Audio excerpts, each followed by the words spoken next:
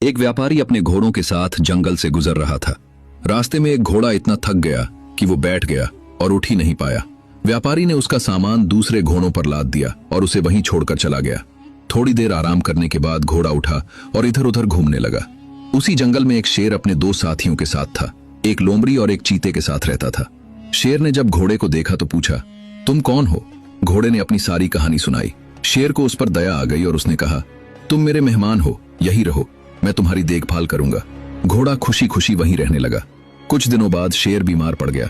भूख से वह इतना कमजोर हो गया कि शिकार भी नहीं कर पाता था। चीते ने कहा, महाराज, अगर आपने जल्दी कुछ नहीं खाया तो आप और बीमार हो जाएंगे। शेर बोला, मैं अब शिकार नहीं कर सकता, अगर तुम कोई जानवर मेरे पास ला दो तो मैं खा सकता हूँ। चालाक लोमड़ी ने कहा, तो फिर हम घोड़े को क्यों नहीं खाते? शेर गुस्से से बोला, वो मेरा मेहमान है, मैं कभी उसे नहीं खाऊंगा। लोमड़ी मुस्कुराई, लेकिन अगर वो खुद कहे कि मुझे खा लो तो? शेर ने सोचा और कहा, हाँ, अगर वो खुद राजी हो तो ठीक है। लोमड़ी और चीता घोड़े के पास गए। लोमड़ी ने कहा, हमारे राजा भूख से मर रहे हैं, अब हम में से किसी एक को अपनी जान देनी होगी। चलो सबके सामने अपनी कुर्बानी पेश करते हैं। भोला भाला घोड़ा भी उनके साथ शेर के पास चला गया। शेर के सामने पहुंचकर लोमड़ी बोली, महाराज, मुझे खा लीजिए।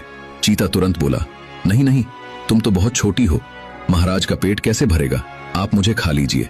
लोमड़ी चिल्लाई, अरे अगर तू मर गया तो राजा की रक्षा कौन करेगा, मुझे ही खाइए महाराज। ये सब देखकर सीधे साधे घोड़े ने सोचा, अरे वाह, ये दोनों खुद को पेश कर रहे हैं, फिर भी शेर इन्हें नहीं खा रहा। मैं तो उसका खास मेहमान हूं, वो मुझे तो बिल्कुल नहीं खाएगा। और घोड़े ने बड़े आत्मविश्वास से कहा, महाराज, आप मुझे खा लीजिए। बस यही तो लोमड़ी चाहती थी। एक पल में शेर, चीता और लोमड़ी तीनों घोड़े पर टूट पड़े। बेचारा घोड़ा कुछ समझ पाता उससे पहले ही वो उनका शिकार बन गया। कहानी की सीख, जो लोग बहुत ज्यादा भोले और सीधे होते हैं वे अक्सर चालाक लोगों के झांसे में आ जाते हैं। दुनिया में दोस्ती दिखाने वाले हर व्यक्ति पर आंख मूंद कर भरोसा नहीं करना चाहिए।